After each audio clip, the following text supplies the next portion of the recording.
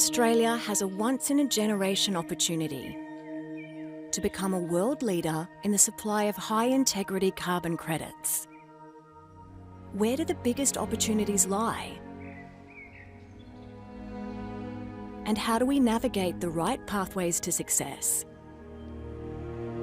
Overcome possible challenges and implement best-in-class approaches.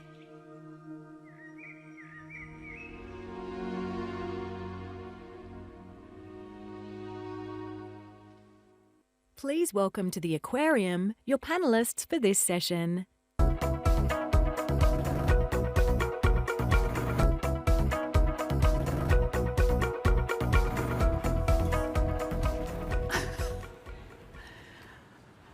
Well, good afternoon, everyone, and welcome. We hope you've been enjoying your day with us here today already.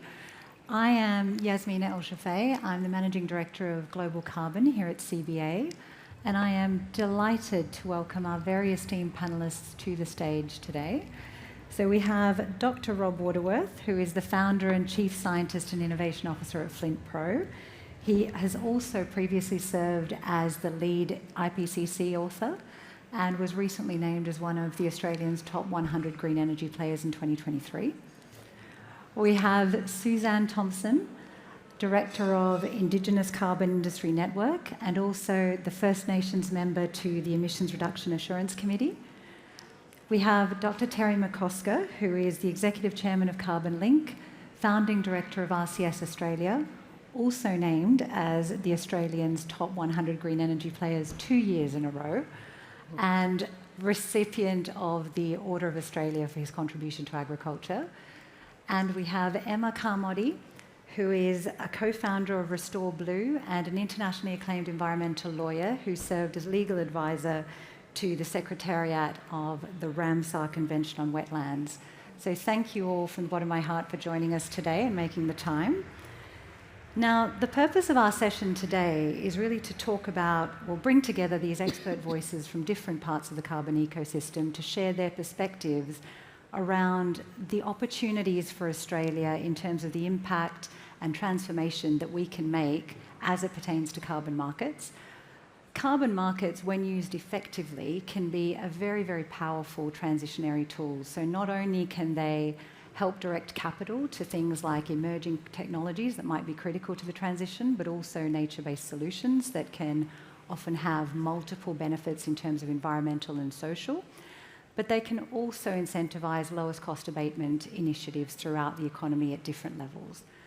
Now, we heard in our opening keynote today, Tim Jarvis talking about the enormity of the opportunity for Australia as a nation, given the wealth of our land and sea resources, the opportunity for restoration and carbon sequestration.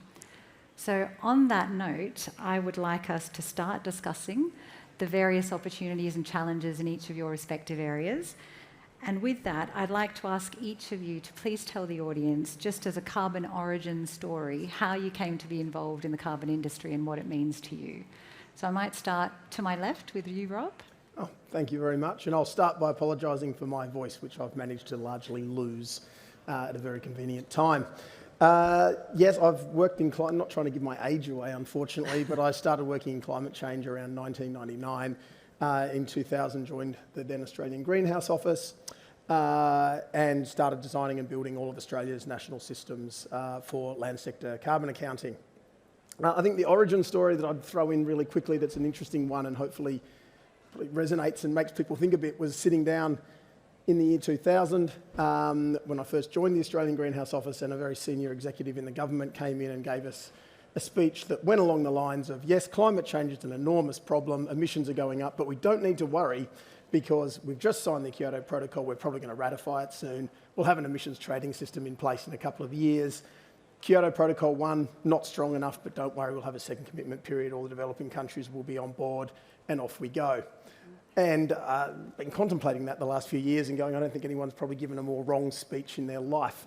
So it's fantastic to see everybody now coming in around this and starting to think about it and going, we actually really kind of need to do something. So, Thank you, Rob. Suzanne? Suzanne Thompson, and firstly I'd like to acknowledge the Gadigal people of this land and the Eora Nation, and also pay homage to my ancestors that have forged the path for me to be sitting here today, but also that had fostered the great knowledge in order for us to be able to share in this space of carbon. And so for me, where it came from was we had the opportunity of acquiring back a 22,500 acre property in the Desert Uplands region of central western Queensland that housed a very significant cultural heritage site on it that has the climatic story etched as the coastline of the ancient inland sea. And knowing through my birth journey and that knowledge being instilled in me, the importance of such a site. And through that then we were afforded the opportunity to apply for the Queensland Government's land restoration pilot project and under HIR, the one that's out the door.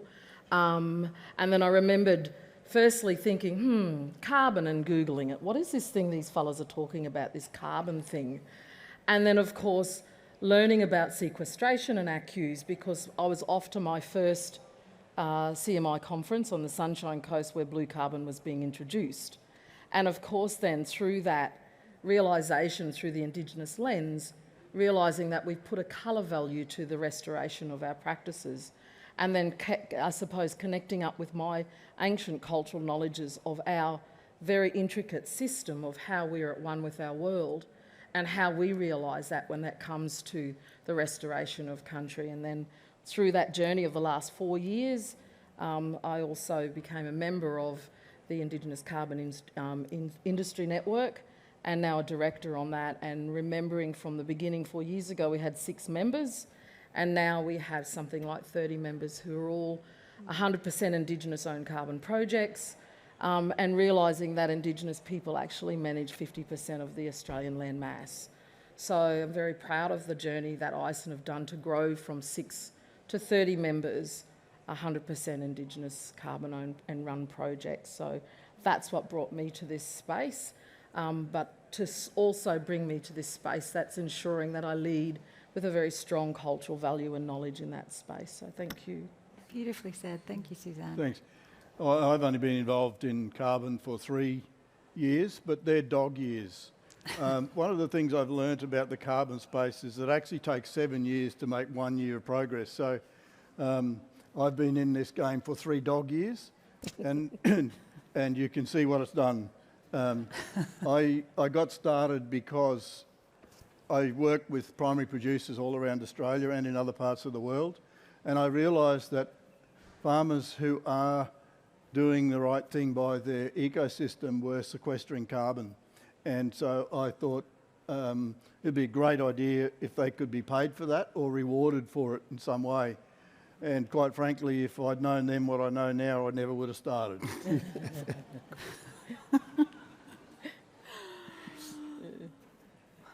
That's a hard act to follow. I'd also like to acknowledge that we're meeting on the lands of the Gadigal people and pay my respects to its elders past, present and future. I am a very unlikely entrepreneur and participant in the carbon market.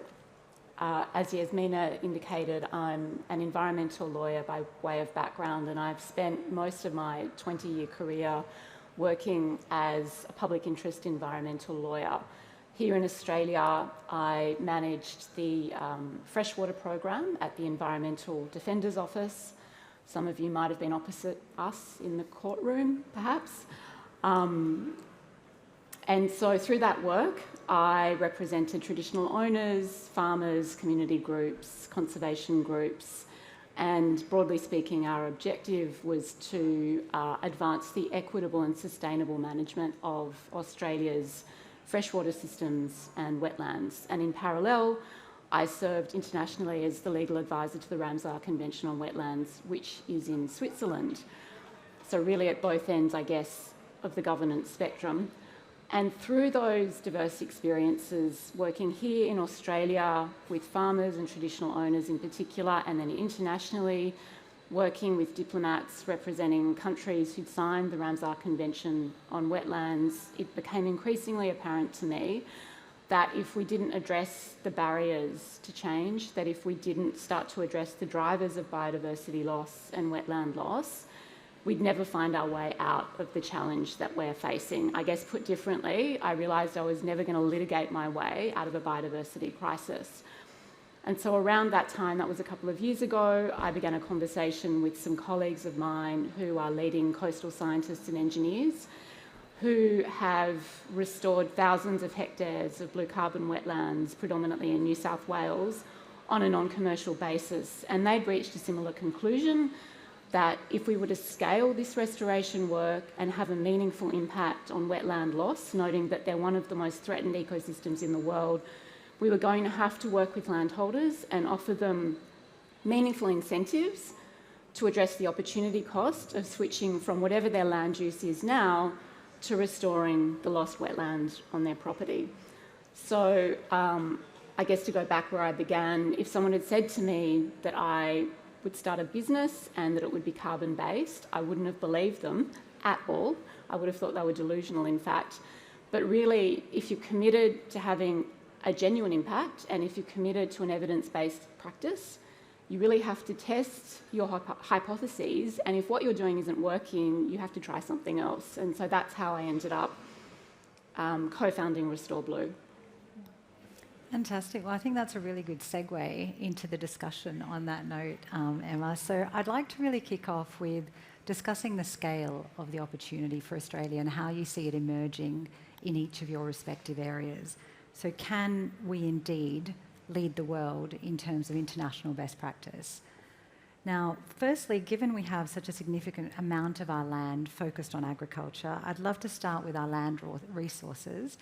So Terry, what do you see as the scale and the nature of the opportunity in soil carbon sequestration for Australia? I think it's massive. On my numbers, and they agree pretty much with some CSIRO numbers, that soil carbon could be pulling down around about 100 million tonnes of CO2 a year. And that's just in Australia. And that would take around about 30 million hectares, which is a fraction of the managed landscape in Australia. So I guess the reason that I've got involved and stuck with it for so long is that it's a win-win-win in every direction. If we can put carbon in the soil, one of the things we're changing is the small water cycle. And I believe that one of the reasons that we're getting some of the seasonal shifts and some of the things we're seeing with the climate is not just to do with CO2, it's to do with the small water cycle. And the small water cycle on a lot of land globally is broken. And that's because of what we've done to it. And so I think that getting carbon back into the soil will make a big difference to the small water cycle. It's an opportunity to get CO2 out of the atmosphere. And I think that removing some of that legacy load and putting it in a place where it can actually do good is a great thing to do. It will improve productivity of land, it increases the water holding capacity of land, it improves the quality of food that comes off that land, so there's a lot of benefits for society as well in putting carbon into soils. It stabilises soils and stabilises incomes in agriculture. So if you've got carbon in your soil, you're going to be the last person into drought and the first out. And that's actually what we're seeing amongst some of our clients. So I see it as a massive opportunity.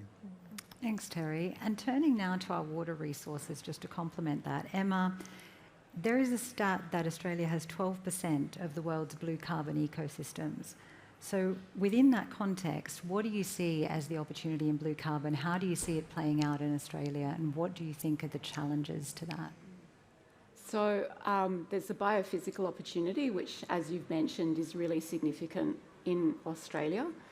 And then there's the policy settings, which affect the accessibility of that opportunity, and then the scientific underpinnings. So in terms of the second one, we have the CFI Act, and under that, as you'd all be aware, there are a number of different methodologies, of which one is what we commonly call the blue carbon method. And that was adopted by the Australian government in early 2022. And the method had an interesting gestational period. It was developed by 13 of the country's leading scientists, which gives you an idea of the level of complexity that you're dealing with from a scientific perspective. Scientists with expertise in the ecological and biological aspects of coastal wetlands, scientists with specific expertise in tidal inundation and hydrology, in different parts of CO2 and CO2 equivalent. So there were specialists in those different gases because they function differently in the carbon cycle, and so on and so forth. And those scientists collectively have decades and decades of experience in the field gathering data about our coastal wetlands. And so that information fed into the development of the method. One of the key aspects of the method is that it involves what we call tidal re-inundation. And so one of the preconditions for applying it is that there is some sort of infrastructure in place that is inhibiting the tide from coming onto the landscape as it ordinarily would. So typically it's some kind of floodgate or a series of floodgates which are complemented by different drainage infrastructure. And so put simply, there has to be some kind of infrastructure there. It's stopping the tide from coming in and out. If you don't have a saline environment, seagrass and mangroves won't grow. And so what's happened up the east coast of Australia predominantly is that we have built infrastructure, and governments have encouraged people to move there and to grow different crops, to graze their cattle. And as a consequence, we've lost a significant amount of those coastal ecosystems, which is understandable. As I said, those people were encouraged to move there and to grow sugarcane, for example. So the method offers an opportunity to modify or remove that infrastructure, to reintroduce the tide, and to re-stimulate the growth of what would be an otherwise locally occurring wetland. So, for example, mangroves. And for the first time, there's now an opportunity for landholders to generate an income from that. The third point that I wanted to just touch on is the science. And as I said, this is a method that's very heavily anchored in the science that's been developed locally by our ecologists and hydrologists over an extended period of time. We've got proof of concept. So my colleagues with whom I co-founded Restore Blue have been using in fact, they pioneered the tidal re-inundation method, which has been used now for some 30 years over thousands and thousands of hectares on a completely non-commercial basis. But we know that it works, and this is a really crucial piece of the puzzle, particularly at a point in history where people want as much certainty as possible that the projects are actually real, that there's genuine additionality, and that any co-benefits that you wish to make claims about can be verified with good monitoring, verification and reporting. So we have all of that in place, and I think suffice to say it's helped to create the enabling conditions for the carbon market in Australia, the blue carbon market in Australia, to begin to scale. Thanks, Emma. Recognising that there is already a wealth of knowledge of our land and water resources that already resides with First Nations communities, Suzanne, I'd love your perspective on how we can better integrate the Indigenous voice into the developing carbon economy in terms of recognising that knowledge in the development of ACCU methodologies like blue carbon, like the newly developing nature repair market that's seeking to protect biodiversity. Where do you think the opportunity is? Sure. I've got a bit of a video that I might share with you all first before I answer that question, just to set a bit of a context and a bit of a, just a bit of a scene around that and how, and through our lens and our practice of caring for country in what we call Napachi. This year, Elshafei, caring for country. But what does it mean, caring for country? If all you blackfellas out there in your country, you say you're blackfella, go and identify a rock hole that you clean out, help that environment a little bit. Because you're caring for country, you're caring for the animal too, eh? You call that Napachi.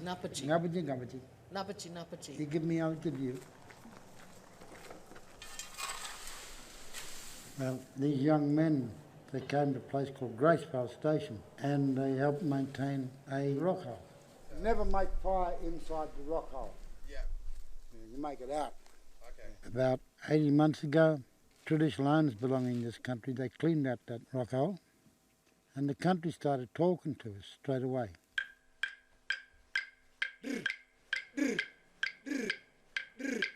Oh, oh.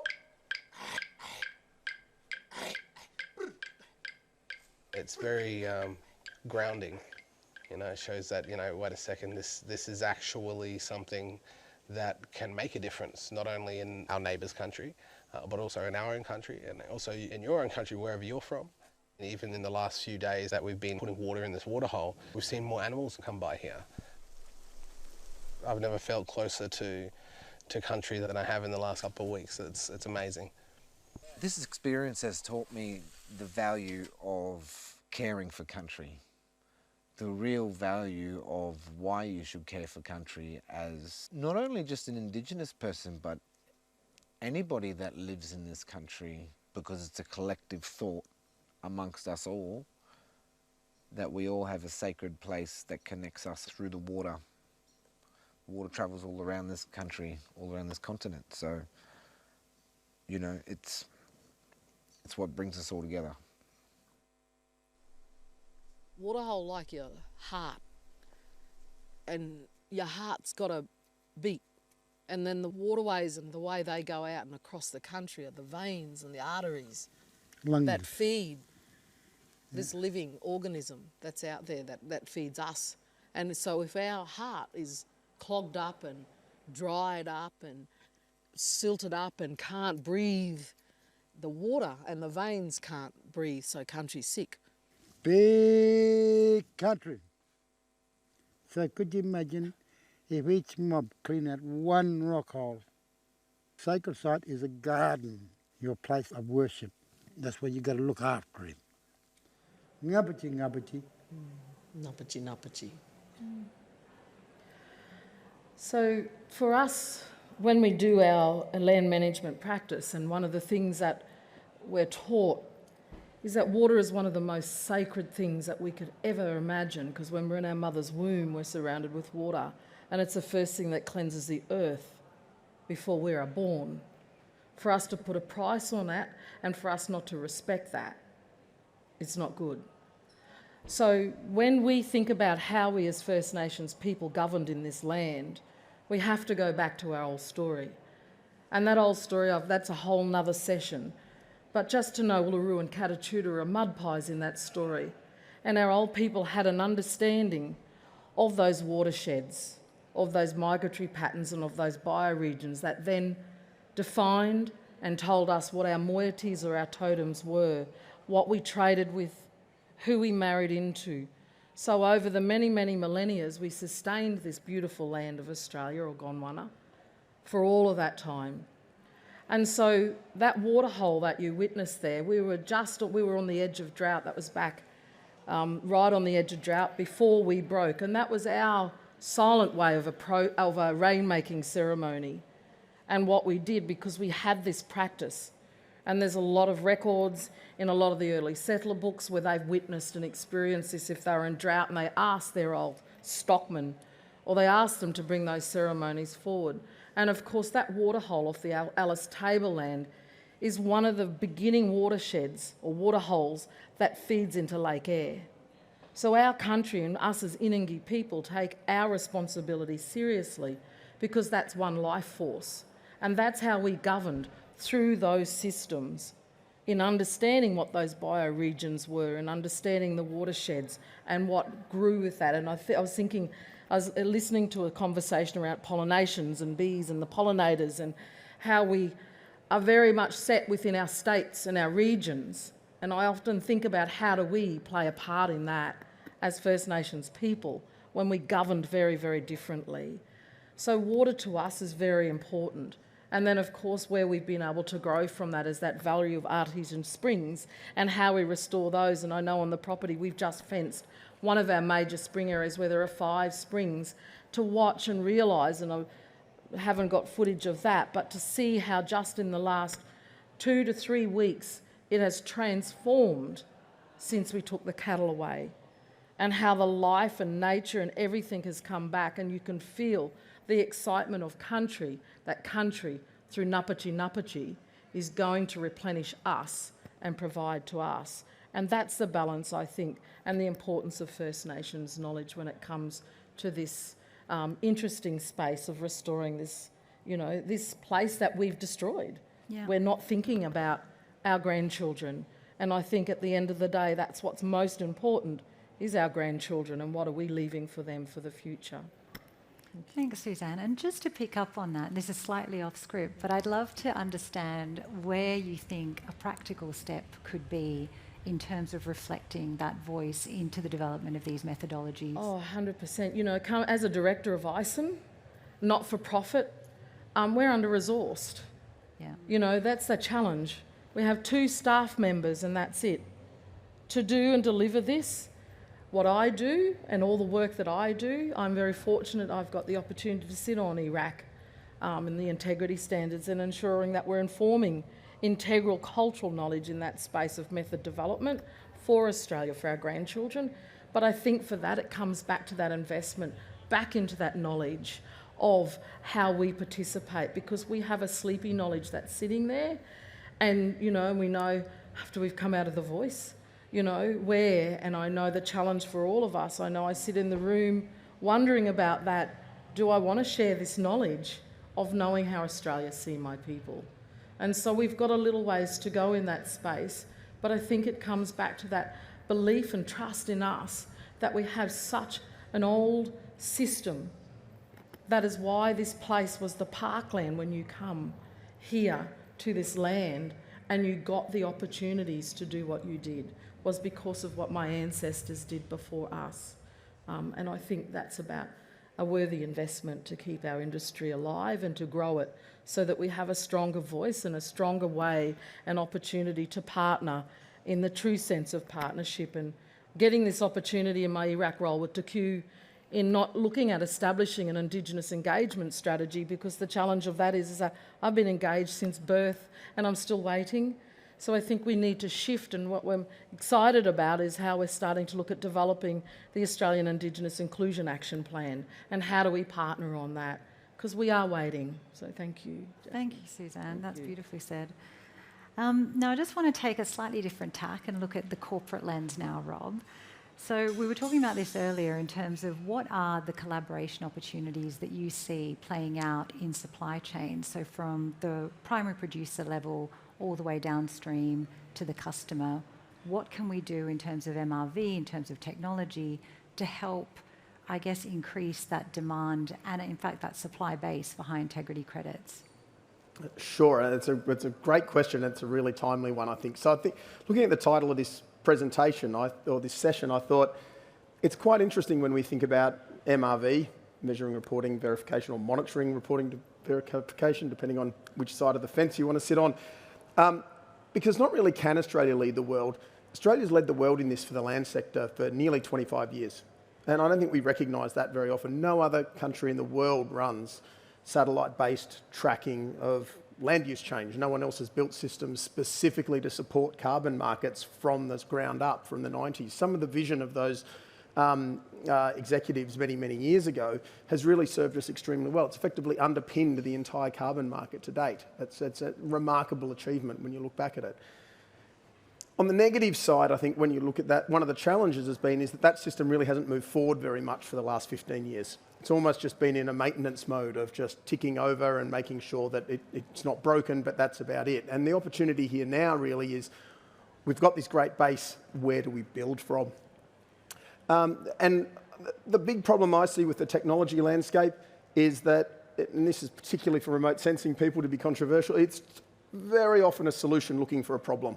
It's a cool new map, it's some AI, it's the next new satellite, it's fantastic. But there's nowhere near the focus on what's the need.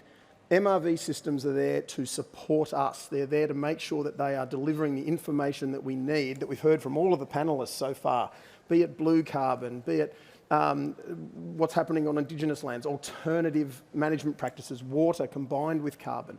We have to understand all of those needs and build systems around those so that we can then inform markets, we can, and more importantly, inform the right decisions and interventions to make the biggest change we can in our land sector. To me, that's the biggest challenge we have. The interesting part in the land sector is that there is no silver bullet. There is no one technology that's going to fix this. You can't do it all with satellites, and you can't do it all with ground data, and you can't do it all with models.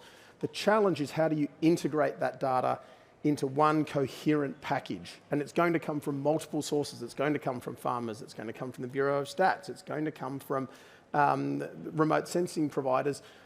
Probably one of the biggest advantages we have in this country moving forward on that is we're used to scaling things, and we're used to operating really efficiently. And there's some great new companies that are out there now, and several of them are out here already. So if you have a Pear Tree, fantastic example, Ruminati, they're all here today. I'd recommend you go and speak to them if you've got any questions on this. But these are the sorts of groups that are actually going to allow us to bring these data streams together to really start scaling that and getting the information that we need to people. Without that, we're shooting blind. Thanks, Rob. No, that's very insightful. And I think from all the comments so far, we can see that there is an opportunity for Australia. I mean, you've all talked about, the wealth of our resources, the wealth of our knowledge, and the potential wealth in terms of our innovation and entrepreneurship.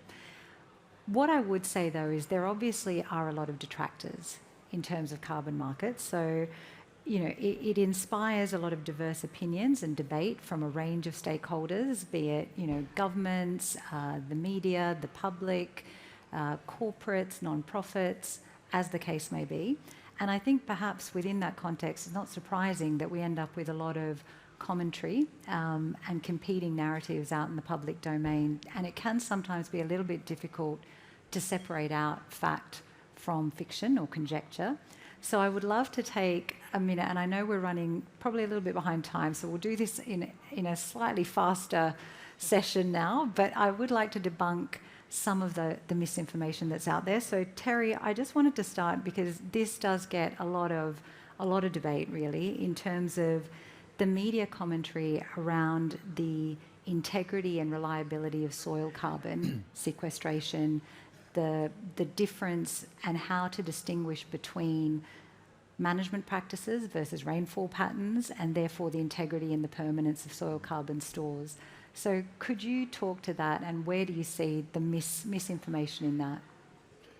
I think a lot of it comes from lack of knowledge or lack of understanding. We're on our third and heading towards our fourth methodology in soils in the last 10 years. And the first two didn't work, and the third one's a bit of a pain, and I'm not sure what the fourth one's going to look like at all. But if we take rainfall, if we think about rainfall, these are 25-year projects. Rainfall's going to come and go in 25 years. So to think that, well, you've just sequestered some carbon, the recent rainfall just did that. Well, if that was the case, then the next 5 years, when it doesn't rain, then that carbon will either go back or just hold.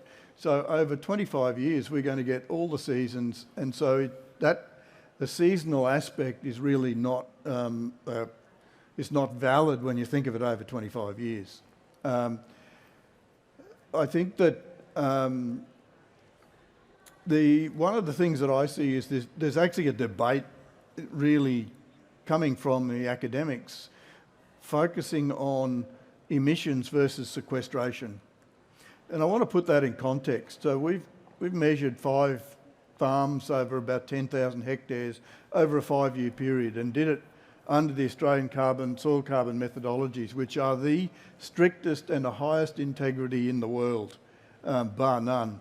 And so just to give you an idea, 4 properties drew down 465,000 tonnes of CO2 into their soil over a 5-year period. Their emissions were 20,000 tonnes over that same period. Around about 5% of the sequestration was emissions. And so if we say, and there are people saying that, well, let's not worry about sequestration, that won't last very long. We've got to focus on emissions. And sure, let's focus on emissions. But I would much rather focus on the 400,000 tonnes and the impact that we can have on our climate locally, and a massive drawdown. Because when When we're drawing down carbon into a soil, we are also drawing down water at a ratio of about 6 to 1. So for every tonne of organic carbon we put into the soil, we're drawing down 6 tonnes of water. Water vapour is 2.5 times the heating capacity of CO2.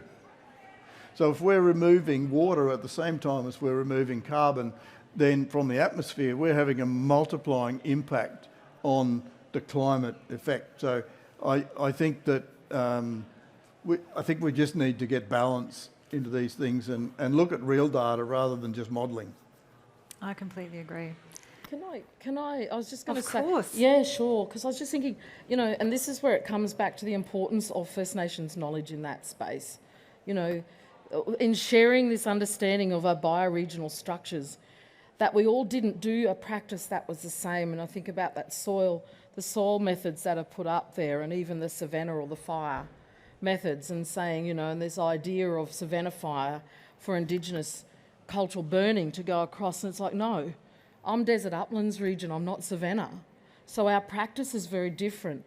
So when we do cool burns, because when we arrived on the property, you know, and I know it's phosphorus deficient because the amount of termite mounds that are around and the amount that they're eating the trees, and it's a whole range of things. And as we look at how we reset our country up where we are, learning and bringing back that, when it's 30 mil of rain and we've got at least 0.5 metre of moisture in the soil, we'll burn it. Doesn't matter what time of the year we're burning. And we're seeing that response that's happening, but that's a desert country. And so I think that's where this knowledge is really important to understand then. And I know that they're thinking, you know, but then you've got all the little microorganisms and it's all the little... It's important to balance that out. But the importance of the time and the right time for us to burn is not just a seasonal burn, but it's understanding our weather and understanding when and what those regions really need. And that's the part that I think is really missing when we're thinking about the methods and how we're developing these methods, is our voice is not in that space. And that's what's important. Because I guarantee we will continually to do what we're doing on our lands. And my neighbours will continually fly across in their helicopters looking at my country, because it's not a pretty place for me to be and to live up in Maranoa, doing, as an Indigenous person, an Indigenous woman, doing this sort of practice. But they're following. They mightn't follow the way we want them to follow when we invite them to come and be a part of it. But it's still through observation and wondering why we're so green when they're all so dry. You know, when we went, well, because we burnt when we should have. So it's those sorts of things, and of course our cattle are healthy. Thank you, Suzanne. That was very well said. I'm going to try something a little bit different now, because conscious we're running low on time. Now, you're going to find these little teeny tiny paddles next to your chair, one for each. Yes. Now, these each have harmful on one side, helpful on another. So we're going to try a rapid fire round where I'm going to call out some keywords or phrases, and then I'd like you to just hold up your instinctive reaction to how you feel about that concept, whether it's a helpful or harmful concept, to the effectiveness of the carbon market in Australia. And I'm going to give you maybe 30 seconds, pick on a couple of you to talk about why. Okay, you ready? First word, insetting. Helpful or harmful? Okay, well, let's call on a couple of differing views. So Terry, do you want to go first and let us know why you think it's harmful? I'm taking the farmer's perspective or the landholder's perspective on insetting, and to me it would be like saying to a farmer, well, you've grown some wheat and you've grown some wool, let's throw the wheat in with the wool, and you can inset your wool by throwing your wheat in with it or whatever. And I think if you're producing a product which is carbon or biodiversity or anything else, it's like any other product that you sell, and it has a value. Beautiful. Rob, do you want to take the alternate perspective? I guess I took it differently more because I was thinking more broadly. I find the insetting discussion, the problem with insetting is that no one really even knows what it means. Talk to 10 different people, you'll get 10 different answers on it, which is very, very challenging. But the reason I put up helpful is it's actually opening up that debate. And it actually crosses over to what Terry was saying. You need to be very clear as to what your want to sell, what you want to keep, what markets need, really thinking through what you're producing on your farm, what do you want to keep on your farm, what do you want to sell. I'm not saying that insetting's the solution, but it's opening that discussion and we really need to think about it. But I also agree with Terry, so that puts me in a funny spot. All right, next word. Ready? Government. Helpful or harmful? Government. Government. Well, I'm going to do that. Did I pick that? Oh. Yeah, I'll go this way. All right, Suzanne, why are you flipping? Oh, you know, sometimes they're good and sometimes they're not, hey? At the moment, for me, you know, I've found a space to be able to, so they're helpful. But I think if they continually work within the silos that they work within, then it's going to be harmful to our children's futures. Thank you, Suzanne. Emma, did you want to add anything to that? Sorry, I nearly lost my iPad. Firstly, I want to thank Terry for introducing this option. Yeah, I really like that. I think the role of government is to get the legal, and I know I'm going to sound like an environmental lawyer, it is to get the legal and the policy settings right. If we don't have them right, it is absolutely impossible to attract investment and to make it interesting for different stakeholders. So the landholders, traditional owners, corporates that are potentially going to be off-takers. So that's really a question of getting the settings right. If they do that well, they're helpful. If they don't do it well, it's harmful. I think I talked a little bit about the blue carbon method, which I think it's a good method. It's scientifically rigorous. At a state level, there's some work that needs to be done to improve the environment and planning law settings. At the moment, we have quite complicated environment and planning laws traversing many different areas. They were developed to regulate hard development, so infrastructure. And what can happen with certain types of 10-second warning. With certain types of restoration work, it can inadvertently trigger some of those permitting and approval processes which were never designed for nature restoration. So there's some work to be done at the state level to streamline those pieces of legislation to make it easier for everybody. That's very well said. I don't know if we still have any government officials in the room, but next, slightly controversial one as well, so I think there'll be a little bit of flip-flopping. The media, helpful or harmful? All right, let's go. Suzanne, how are they helpful? Actually, sorry. Oh. Okay, let's go. How are they harmful? Harmful. Oh, I think it's all to do with AI. It's all to do with a whole range of things, and I don't think, you know, and I think it's what the flavour of the month is, and it can be very harmful. I don't think that there's ever been any sort of positive messaging that media have actually brought out in any form for anything as citizens of what we do. So that's why. Terry, did you want to add anything to that? No, I just reiterate really, I think what Suzanne said. The problem with the media is that our journos have very limited time and our attention spans are also very limited, so their messaging is oversimplified. Yeah. Okay. All right, next word. Biodiversity markets, helpful or harmful? Oh, fantastic. We have alignment. I can't see Emma's. What was it? Oh, helpful. Everyone across the board. Rob, did you want to give us your perspective? I actually flipped a little bit on that because they can be harmful because it starts getting very difficult and everyone wants to do everything on every piece of land all the time, and that stops people doing anything. Trying to do everything, you sometimes do nothing, and that often happens, especially with the government question we were raising before. But overall, I think it's really important because one of the challenges with carbon is that it's very easy to assume that if you're doing well on carbon, you're doing well on absolutely everything across the environment, and we only need that as a metric. And yes, there are examples of that, water, productivity, but there can be negatives from these things. Not everything's all upside. And so you do need to be really thinking across what do we want, again, what do we want from our land? What are we trying to do with it? How are we trying to improve it?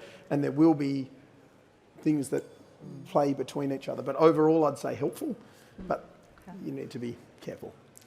And I'd say helpful for me is it's with the Indigenous lens again, because how it's helped with our knowledge set, is it helped me to think about creating the rainbow capture response to how we, not a rainbow carbon credit, but the rainbow capture and the value of what that perhaps is when we think about our holistic system.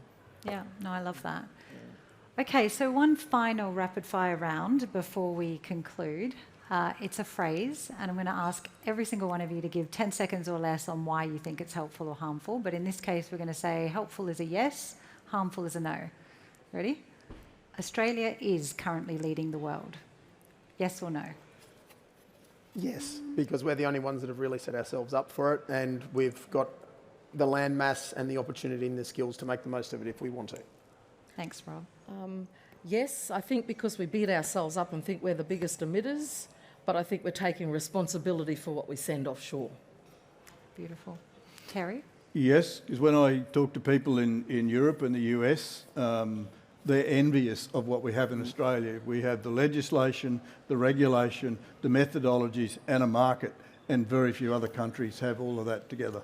Beautifully said. Emma? Well, just quickly, the blue carbon perspective. We're one of only 2 countries in the global north that have a nationally legislated blue carbon method, and the only one that also has, in the global north, that has mangroves.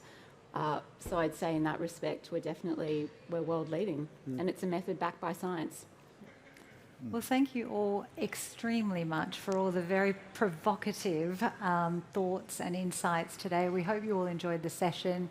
Just as a quick matter of housekeeping, as we exit, we're going to exit out that side of the room to afternoon tea. Please join me in thanking our wonderful panellists for their contribution today.